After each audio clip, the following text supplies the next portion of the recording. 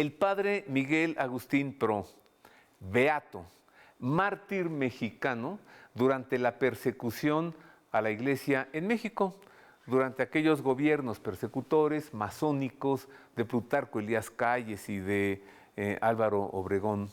El padre Miguel Agustín Pro fue víctima de estos verdugos que querían darle una lección a la iglesia, fusilando a un sacerdote, siendo él inocente, pero acusado injustamente y con calumnias.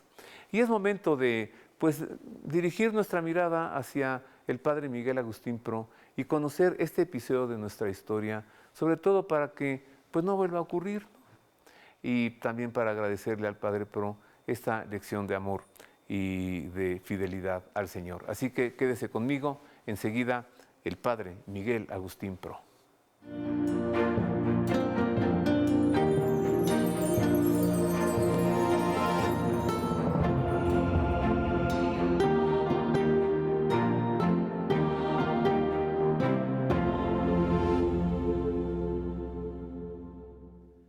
En efecto, hoy hablaremos del padre Miguel Agustín Pro, pero le advierto, tranquilícese, no le voy a presentar una geografía de una hora, que nació tal día y hizo y luego y todo el programa va a terminar en cuando murió. No, no, no, no. Vamos a revisar su espiritualidad, su entorno, su momento, su ambiente.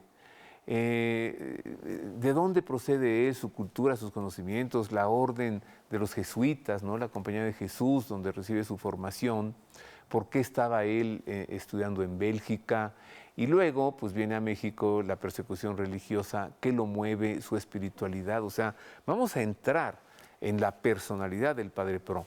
Y para ello busqué pues a todo un personaje que tenemos en México, Víctor Manuel Quintanar, que pues varias cosas como que se juntan en él del padre Pro. Una es que físicamente es muy parecido, tanto que participó en una película que hicieron del padre Pro, y ahí cuando era chavito, pues entonces ahí sale Víctor Manuel. Otra es que él fue el director del Museo del Padre Pro durante muchos años en la Iglesia de la Sagrada Familia de la Compañía de Jesús en la Colonia Roma, donde además se encuentra la urna de plata que contiene sus restos reliquia. Y Víctor Manuel Quintanar, pues habiendo sido el director del museo y luego por este parecido físico, pues conoce muy bien al padre Pro. Querido amigo, bienvenido. Ahora el público va a decir, a ver si se parece. A ver, ¿se parece o no? Sí se parece. Con unos anteojos más contemporáneos. Él nunca usó anteojos, ¿verdad, el padre Pro? Al parecer no. Al parecer no. Pero quizás sí tenía anteojos en el corazón para mirar lo que los demás no podían ver. Y es esta sapiencia cordis, esta sabiduría del corazón para detectar la necesidad y aquello que el corazón humano a veces también llega a ocultar. Oye, tú entras bateando, como en el béisbol.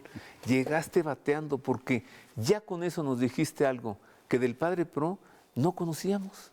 O sea, es como este gran don. ¿Tú piensas que su personalidad se desarrolla en torno a esto? ¿Lo repites? La sapiencia cordis, la sabiduría del corazón. ¿Qué consistía en qué? En mirar precisamente el corazón de las personas y detectar aquella necesidad que existía dentro del hombre. Dentro ¿Y cómo sucedía esto en el padre Pro? Pues habría que remontarnos un poquito quizás a su infancia, juventud y conocer cómo su propio corazón alguna vez también fue mirado por el corazón de Dios. Y es que el padre Pro, podríamos decir, no nació santo. Nació como cualquier chico común y corriente que también jugaba, que también se divertía, que también era maldoso y que con mucha honra le hacía también mella a su santo patrono Agustín, que tantos dolores de cabeza le dio a su madre Santa Mónica, y que también en un momento de su historia el padre Pro, antes de convertirse, antes de que Dios le mirara con cariño y lo llamara, precisamente pues se divierte como cualquier muchachito de su edad. Por ahí hace bromas, algunas que rayan incluso en algo que ya no es propio de un niño de su edad, pero al mismo tiempo también despedazando las muñecas de sus hermanas, fingiendo por ahí voces en el tianguis para comprar un burro y en una apuesta a ver si quién da más, y finge por ahí la voz, como simulando que su hermana incluso se lo va a ganar, ¿verdad? Entonces estoy hablando de una persona que incluso desde chico no tenía muchos deseos de acercarse a Dios, tuvo también una rebeldía, pero es incluso en una ocasión cuando su madre, doña Josefa, borda un pequeño lienzo. Josefa Juárez borda un pequeño lienzo para el Santísimo Sacramento a modo conopeo y le pide que lo lleve a la parroquia para entregárselo al señor cura. Estamos hablando y remontándonos que él nace en Guadalupe, Zacatecas, pero su infancia se forja en Concepción del Oro, muy cerca de Guadalupe. Y cuando la madre le pide al joven Miguel, entrega esto al señor cura, pues su primera impresión es, ¿yo? ¿Ver un cura? Que vaya la criada, que para eso está. Entonces, de esta manera incluso, muy díscola, muy grosera, muy frívola incluso, pues el padre Pro se niega precisamente a estar cerca de las cosas de Dios. Pero él mismo incluso en los escritos de su vida íntima va dando o dejando ver cómo Dios va labrando, cultivando este corazón para convertirse verdaderamente en lo que ahora acabo de decir, esta sapiencia cordis, es decir, podríamos decir que Dios no lo quería teólogo, filósofo, Dios no lo quería conocedor de las Sagradas Escrituras o del derecho canónico, sino le dio esta fascinación del corazón para poder conocer las almas, porque para la chamba que iba a venir a tratar a la Ciudad de México luego de haber sido ordenado, verdaderamente apenas estuvo a la altura de los tiempos, y los tiempos se le quedaron cortos para que él pudiera dar su propio corazón a través de su servicio ministerial. Nos has dicho que nació en Zacatecas, creció en Zacatecas, allí le vino la conversión y la vocación, y en Zacatecas ingresó a la Compañía de Jesús o al seminario. Los padres franciscanos visitaron la región haciendo algunas misiones, y por ahí habían precisamente pues hecho o lanzado un poquito la semilla, el interés en la vocación de Miguel. Sin embargo, pues no es con ellos con quienes se decide a ingresar, y su familia se traslada poco después a Guadalajara, y es en Guadalajara donde él conoce la Compañía de Jesús e ingresa formalmente con ellos, pero tienen que huir precisamente a inicios pues de siglo XX hacia los Estados Unidos y hacia otras regiones para poder continuar la formación.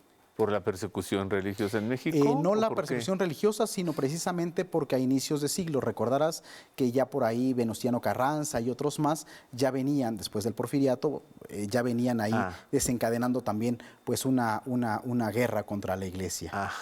O sea, tiempos de la Revolución.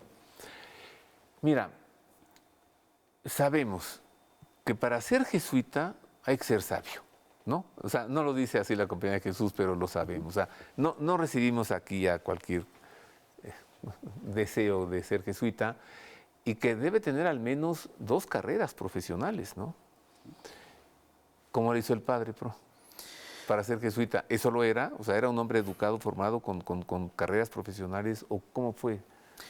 Yo quisiera, y me permito hacerlo, yo quisiera comparar casi al padre Pro como otro santo cura de Ars. Una persona que en el fondo se esfuerza, desea estudiar, desea conocer, pero nomás el conocimiento y la habilidad para el estudio no se les da.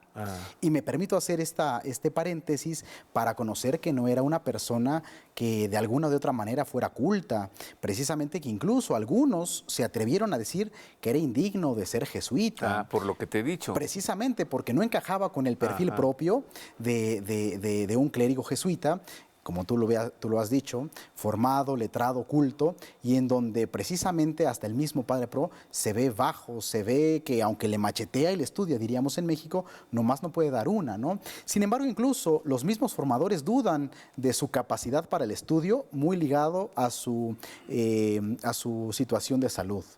Poseía una salud muy delicada, padecía también un poquito de lo que es dolores estomacales, e incluso ya una vez ordenado en los días posteriores, fue intervenido quirúrgicamente y es en ese lapso de la recuperación cuando recibe la pena, la noticia del fallecimiento de su madre. Su madre, doña Josefa, que aguardaba con mucho cariño y mucho amor a su hijo para volver a abrazarlo y a besarle las manos recién consagradas, sabe o le llega la noticia casi en el hecho de muerte que su hijo ha sido ordenado sacerdote el 31 de agosto de 1925 en Bélgica, y pues en este lapso de su convalecencia pues la señora Josefa fallece y no tiene la dicha de contemplar a su hijo a su regreso a México. Así que entonces la familia que vivía en Zacatecas se traslada en Guadalajara ingresa a la Compañía de Jesús, lo mandan a estudiar a Bélgica, en Bélgica lo ordenan sacerdote. Mira, mejor que venga Marisa, más fácil que nos lo ubique en su tiempo, en su momento, en su historia, en su lugar. A ver. Queridos amigos, siempre es un gusto acercarse a la gran figura del padre Miguel Agustín Pro, víctima y mártir de la persecución religiosa en México a principios del siglo pasado. El padre Pro ya ha sido beatificado y esperemos que pronto pueda ser canonizado. Con gusto les presento enseguida una breve geografía de tan ilustre mártir mexicano.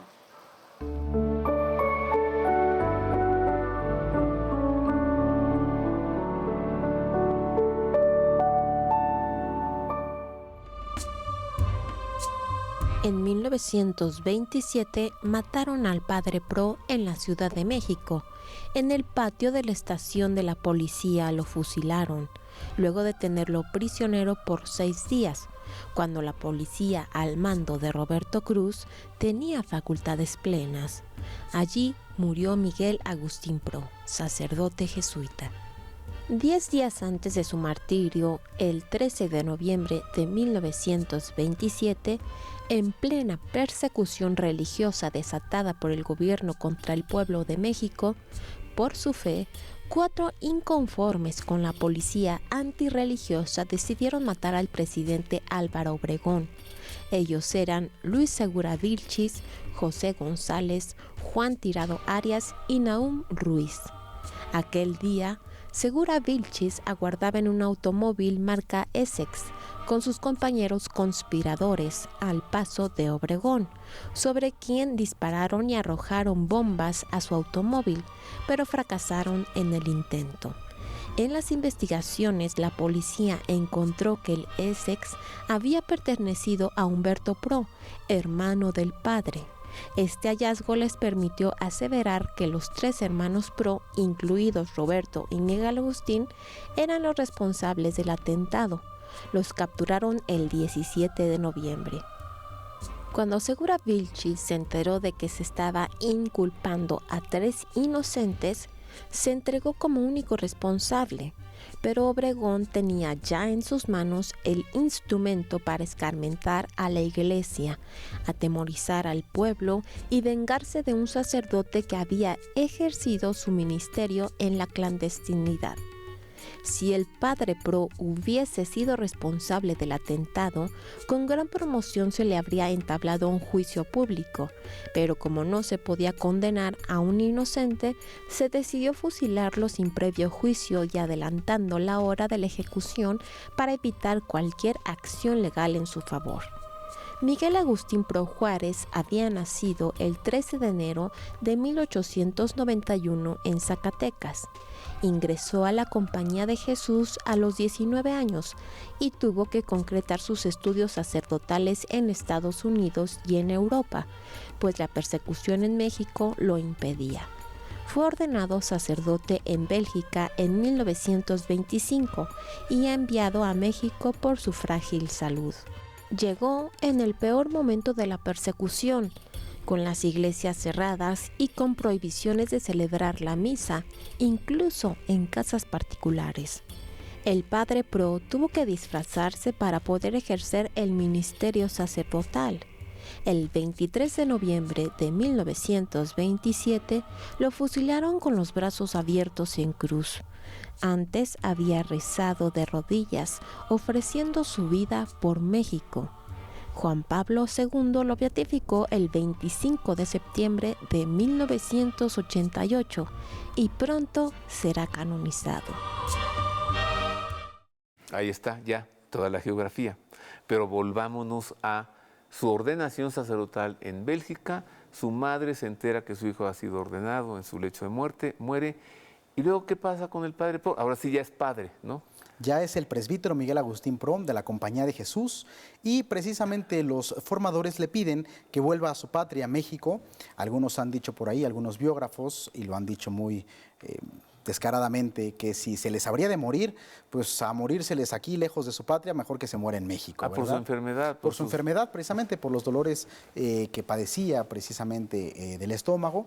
Y poco antes de volver a México, ya ordenado sacerdote, pasa al santuario de la Virgen de Lourdes en Francia, a la cual se encomienda y de la cual se dice que le otorga esta fuerza espiritual para recuperarse y pues llegar a México. Y oh sorpresa que cuando llega a México se encuentra con la terrible noticia de que ha salido este edicto de que el 31 de julio entrará en vigor la ley Calles, que prohíbe la libertad de culto. Entonces, pues menudo chasco se llevó el padre Pro para darse cuenta que no podría ejercer del todo libremente el ministerio, y entonces nuestro querido santo, amante del disfraz, tendrá que valerse de todos los medios para que a través del disfraz su espiritualidad eucarística y mariana pueda hacerse presente a través de todos los hogares que visitó. ¿Por qué a través del disfraz? Tengo que hacer una pausa. A ver, ¿qué pasó eso? Dijo Víctor Manuel, el padre Pro, maestro del disfraz. ¿Qué es eso? ¿Y cómo es que a través del disfraz puede ejercer su ministerio? Una pausa y vuelvo con esto.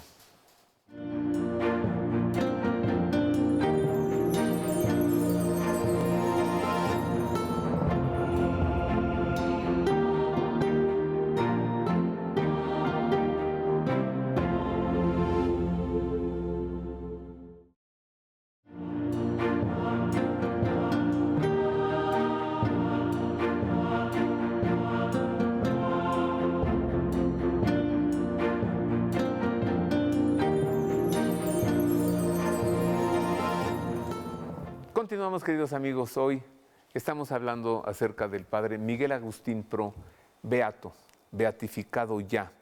Y oye, Víctor Manuel, estoy comenzando con Víctor Manuel Quintanar, laico, liturgista, quien fuese director del Museo del Padre Pro en la parroquia de la Sagrada Familia de la Colonia Roma de la Compañía de Jesús. De todos los santos mexicanos famosos, el único que no ha sido beatificado. El padre Pro. ¿O no? Precisamente quizás porque lo que toca es su humanidad. Y el Papa ya es jesuita, ¿eh? Así es. Quizás poniéndolo en contexto, sin hacer una comparación injusta, con algunos otros santos mártires, quizás el que encabeza la lista de nuestros mártires mexicanos, San Cristóbal Magallanes Jara, todo un hombre cultísimo, santísimo desde que nació, intachable.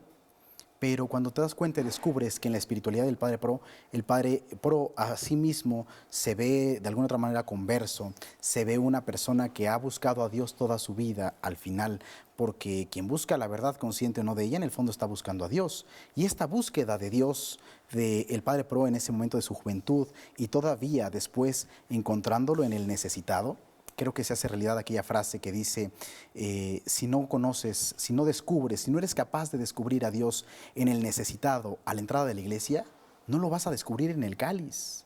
Ajá. Y es esta espiritualidad riquísima de esta humanidad del Padre Pro, en donde se ve bajo, se ve pobre, se ve sencillo y costoso precisamente en esta lucha por mantenerse fiel, en esta lucha por mantenerse incluso fiel no solamente a su propia convicción, sino a su sacerdocio, es lo que lo hace un gigante, ¿no? Que aun cuando no brilló por su intelecto, por su sabiduría, pero de alguna u otra manera se da uno cuenta que al final se convirtió simplemente en un pastor. Y el buen pastor es el que da la vida por sus ovejas. A ver, explícanos lo de que gracias a que era el maestro del disfraz y a que ejerció su ministerio sacerdotal a través de los disfraces, o sea, ¿qué? ¿Cómo fue eso? Yo creo que precisamente esa es una característica propia que nos habla o nos remite a su carisma, a su jocosidad, a su temple, precisamente en esta creatividad para valerse de diferentes disfraces y para poder burlar a la policía en diferentes momentos. Quizás en esta característica, O sea, porque él se disfrazaba. así es, Para que quizás no supieran porque que era en esta sacerdote. característica, aun cuando algunos otros santos mexicanos, dentro del mismo contexto cristero, pudieron burlar a la policía para poder ejercer el ministerio, la característica principal del Padre Pro es que, ya sea de indio, de obrero, de mecánico, busca, o de catrín, busca colársele, hacerse el escurridizo por ahí a las autoridades para poder ejercer el ministerio. Tal es así que incluso un día, celebrando un momento de oración en una casa con una familia, está impartiendo la Sagrada Comunión y por ahí llega una empleada doméstica gritando los técnicos, es decir, se le conocía así a la policía, a la autoridad en ese momento, para referir que vienen en camino y, oh sorpresa, porque alguien ha denunciado por ahí que vieron entrar a un sacerdote y que hay culto público en esa casa. Entonces rápidamente el Padre Pro pues se quita la estola, incluso hay un momento muy particular en el que en la película del Padre Pro pues se ejemplifica esta imagen y precisamente no se coloca el bigote, se acomoda la cachucha, guarda el relicario con el Santísimo Sacramento y se presenta como un convidado más a esa reunión familiar en la cual les piden identificarse, en la cual se pueda reconocer si hay ahí culto público. Hay un sacerdote y, oh sorpresa, pues que nadie dijo nada. El Padre Pro quedó como, si no el anfitrión de la casa, el que ha recibido a la autoridad, pues no hay culto público y pudo sortear ahí el peligro, ¿no? Pero en esta creatividad de esconderse, de burlar a la policía, pero al mismo tiempo también de que a través de ese disfraz también pudiera ejercer el ministerio. En esta espiritualidad rica, sabemos que en varias casas de la zona había montado lo que se conocían como estaciones eucarísticas. Estas estaciones eucarísticas consistía en reservar al Santísimo Sacramento de manera oculta en algunas casas de algunas familias dignas para poderlo conservar y congregar a las personas ciertos días a la semana en diferentes casas, pues para no levantar sospechas en un solo domicilio, en el cual pues el sacerdote pudiera atender en confesión o al mismo tiempo también, ya sea que se celebra la Eucaristía o solamente se distribuyera la Sagrada Comunión. Pero este disfraz, quisiera mencionarlo, va más allá. El Padre Pro tenía por costumbre los domingos por la mañana sentarse a confesar en alguna de las bancas del bosque de Chapultepec, casi frente a lo que en aquel entonces era la residencia del presidente de México, Plutarco Elías Calles. Entonces, fingiendo por ahí platicar o hacer una conversación circunstancial con alguna persona que previamente le había identificado como sacerdote, quizás fumándose un cigarrillo, ocultando la estola sacerdotal por debajo del saco, pues cínicamente en las narices del presidente estaba confesando e impartiendo los sacramentos. El sacramento de la reconciliación.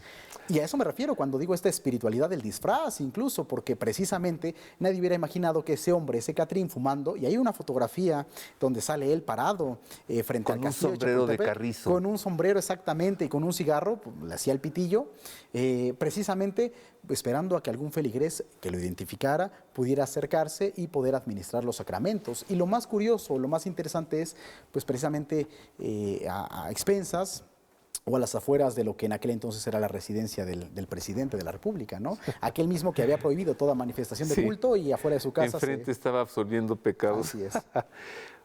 Ubiquemos al Padre Pro en este momento, ¿no? Y también a nuestro país. ¿Por qué México estaba siendo perseguido en su fe? ¿Por qué la policía tenía que entrar a las casas a ver si no se estaba celebrando ahí algún sacramento? ¿Qué pasó en México?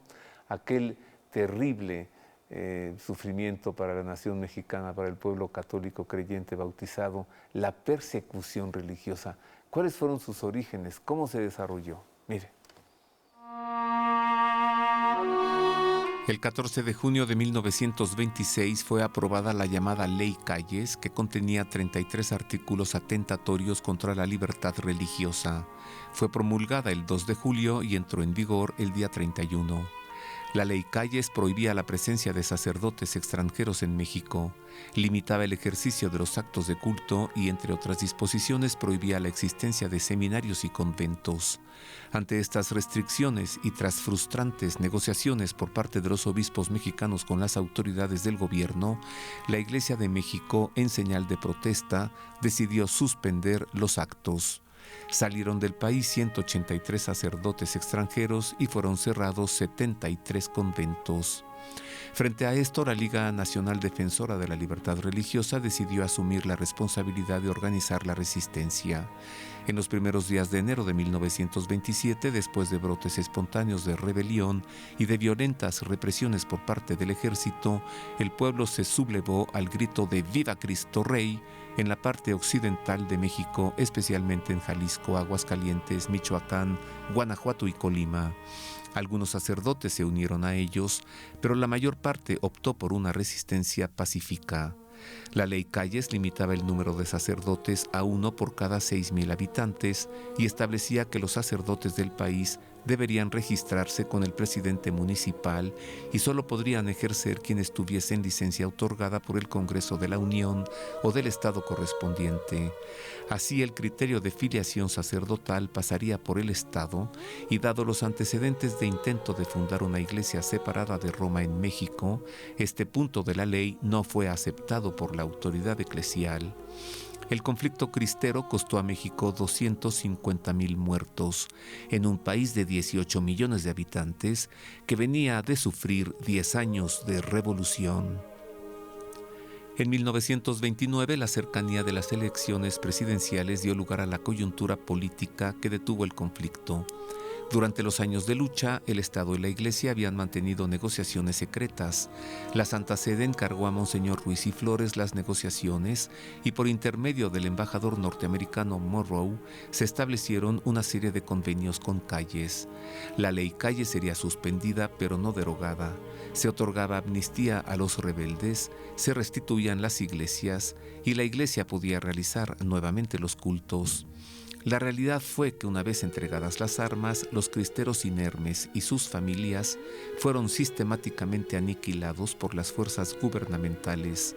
Decenas de miles de gargantas que ya no podían gritar ¡Viva Cristo Rey! En el campo de batalla, lo hicieron de espaldas al paredón. Eso sucedió en México. Le llaman guerra cristera, levantamiento cristero, conflicto religioso, llámele como quiera. La cosa es que en el siglo IV, el emperador de Roma, Constantino, había decretado como un derecho humano la libertad religiosa. Y México, atrasado 16 siglos, perseguía por su fe a una nación, a su propio pueblo, el gobierno de México. He dicho. Bueno, mira, tú recuerdas al padre José Camarena, quien goza de la presencia de Dios ya, de feliz memoria, y quien fue postulador. Vicepostulador de la causa. Vicepostulador. Una vez el padre Camarena me enseñó una carta manuscrita por Agustín Lara. ¿Tú sabes eso? Se dice por ahí que Agustín Lara había compartido prisión. Eso. Con el padre Pro. Y que fue testigo Agustín Lara. Testigo ocular. Ajá, del martirio del padre Pro. Cuando lo fusilaron, un pelotón de policías disfrazados de militares en los separos de la policía, donde hoy está el edificio de la Lotería Nacional. Entonces, ¿sabes tú eso? Sí, comenzó siendo un dícese de dicho entre las personas que Agustín Lara había compartido prisión hasta que apareció este documento en el cual pues él de puño y letra precisamente daba su testimonio para comprobar que en aquel momento él no sabía quién era el padre Pro, escuchaba que un sacerdote iba a ser fusilado, pero sorpresa que pues este músico reconocido pues compartió la prisión y fue testigo pues del martirio del primer y único sacerdote fusilado directamente a manos del gobierno. ¿Y qué hacía Agustín Lara detenido en los separos de la policía? ¿Y por qué le tocó ver el martirio del padre Pro? ¿Y por qué el padre Pro, como tenía Agustín Lara mucho frío, le dio un cobertor, un abrigo que tenía allí? Lo que me dijo el padre Camarena es que Agustín Lara tenía en aquel tiempo un programa de radio diario en la televisión y que se iba al Café de La Habana en Bucareli y hacía unos apuntes allí de lo que iba a tratar en su programa, en el que presentaba a un personaje. Y ese documento que me enseñó, ese manuscrito de Agustín Lara, él está anotando allí parte de lo que dirá en su programa cuando salga del Café La Habana y se vaya por ayuntamiento a los estudios del XW. Y entonces lo leí, dice, yo conocí al padre Pro, estuvimos presos juntos, oiga usted, la cárcel es algo horrible, las ratas son del tamaño de conejos, y sigue escribiendo, ¿no? Y dice que se asomó por una ventila y que vio que llevaban al padre al patio y cómo lo fusilaron, y escribe, pues bueno, poéticamente, ¿no? Agustín Lara dice, las balas callaron nuestros gritos o algo así, fue un silencio angustioso, yo vi morir al padre Pro. Agustín Lara. Ahora, ¿qué hacía Agustín Lara en esa prisión y qué hacía el padre Pro allí? ¿Por qué llevaron al padre Pro a los separados de la policía? Hago una pausa, regresamos con esto y también ¿por qué estaba Agustín Lara detenido? Esto y más al volver.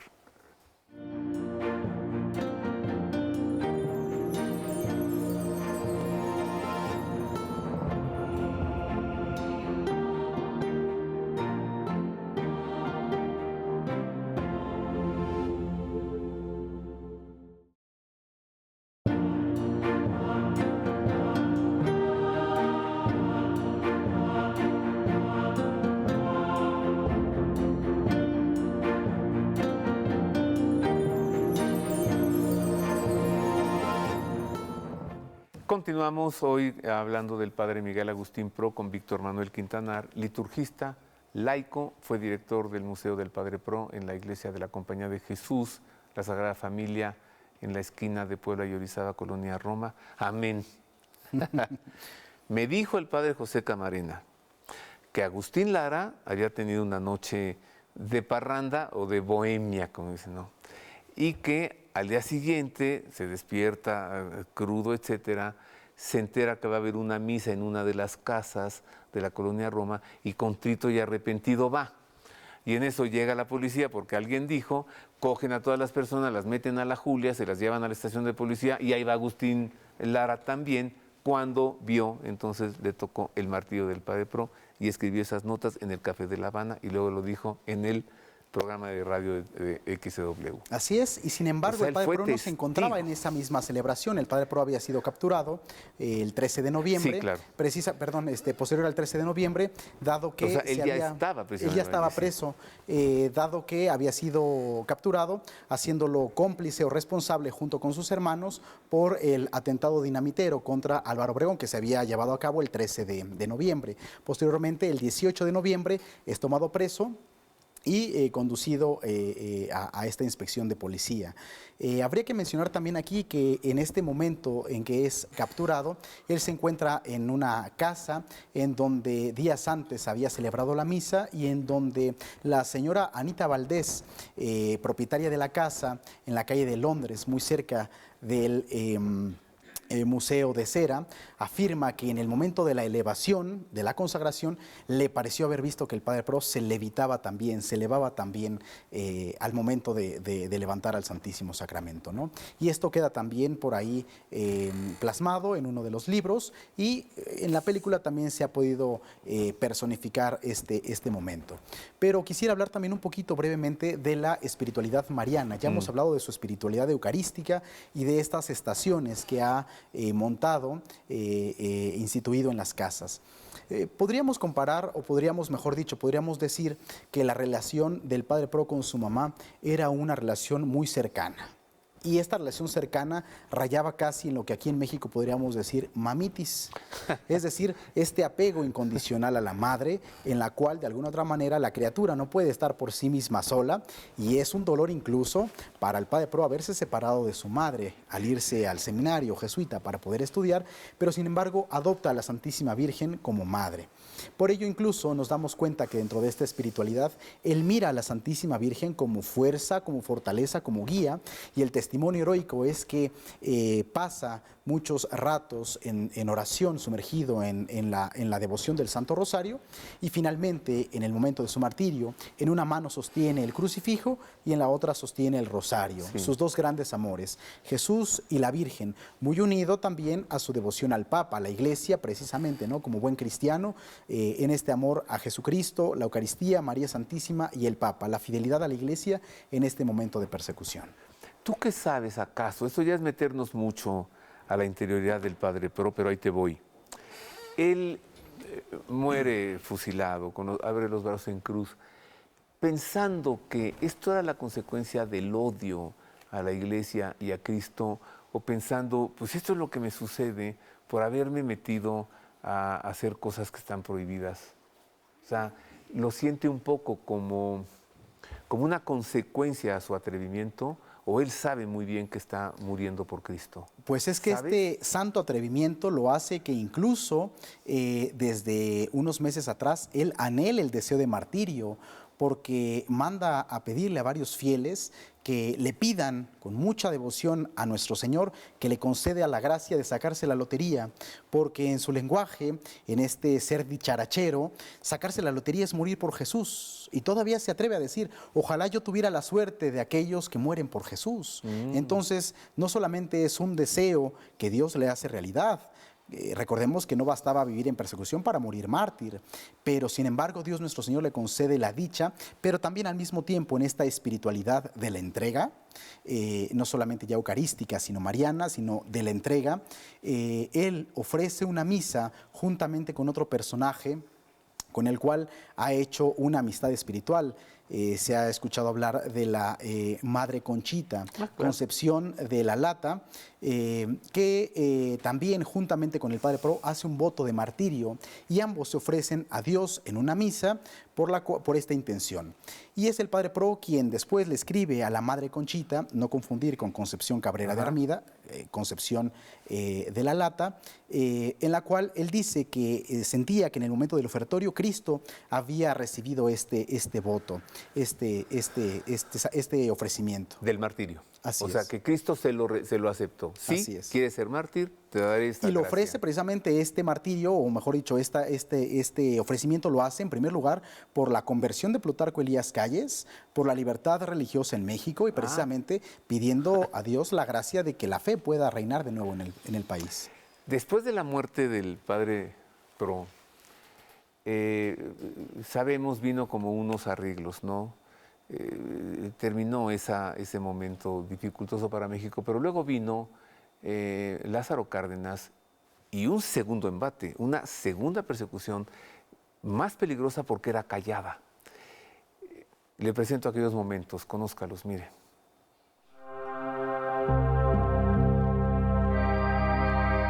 La Guerra Cristera, que inició en 1926, concluyó en 1929 con los acuerdos entre el episcopado mexicano y el gobierno federal, promovidos en parte por el embajador de Estados Unidos en México. Los cristeros depusieron las armas, las iglesias volvieron a abrirse y se reanudó el culto.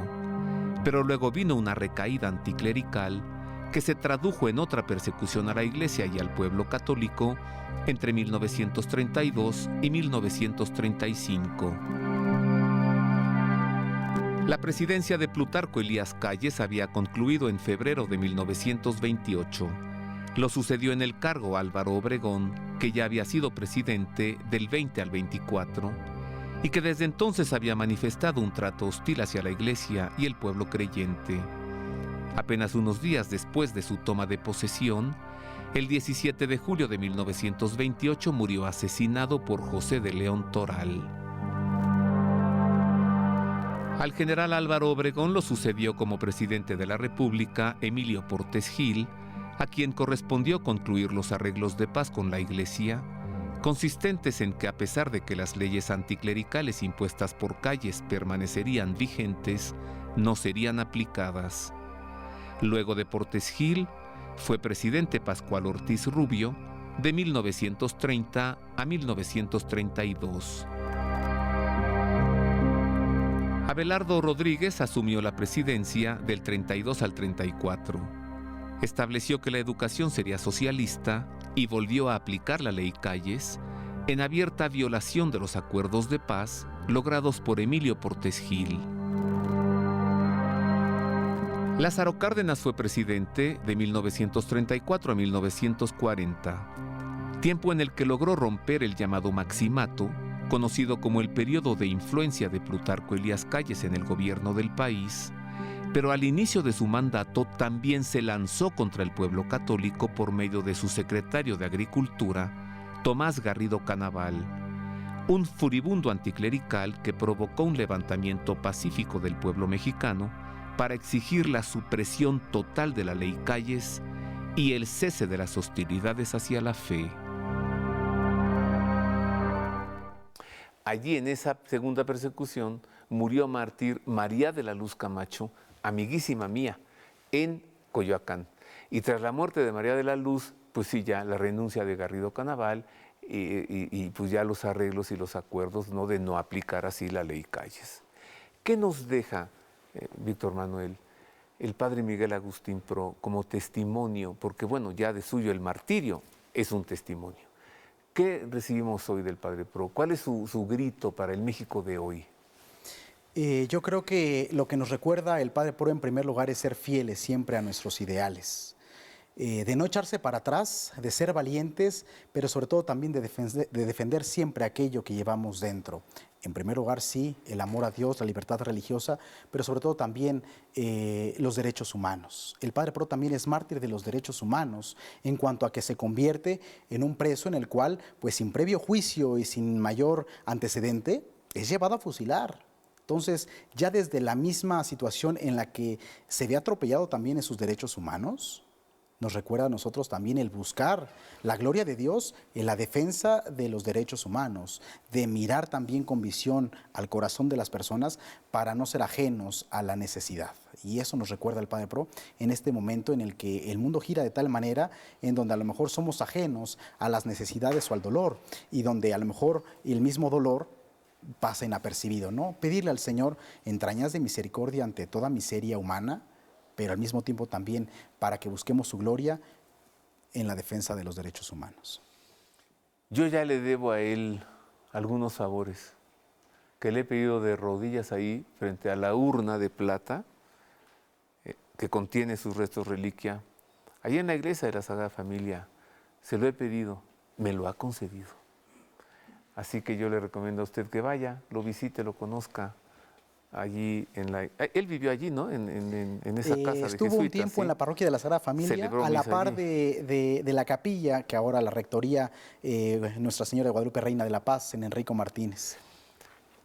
Y allí su museo, junto. Ahí su museo. Invita al público a que lo conozca. Los invitamos a conocer el Museo del Padre Pro, a visitarlo, pero sobre todo también a impregnarse de esta santidad del Padre Pro. Muchas gracias, querido Víctor Manuel. Que viva Cristo Rey, Roberto. Que viva Cristo Rey. Siempre es grato conversar contigo. Gracias por tu invitación. Elocuente, conspicuo, culto, devoto, fiel, casi beato. Gracias, Roberto. Muchas gracias. El padre Miguel Agustín Pro, de los santos mexicanos, el más conocido y aún no canonizado, sigue siendo beato. Gracias por el favor de su atención. Le deseo de todo corazón que Dios le guarde. Gracias.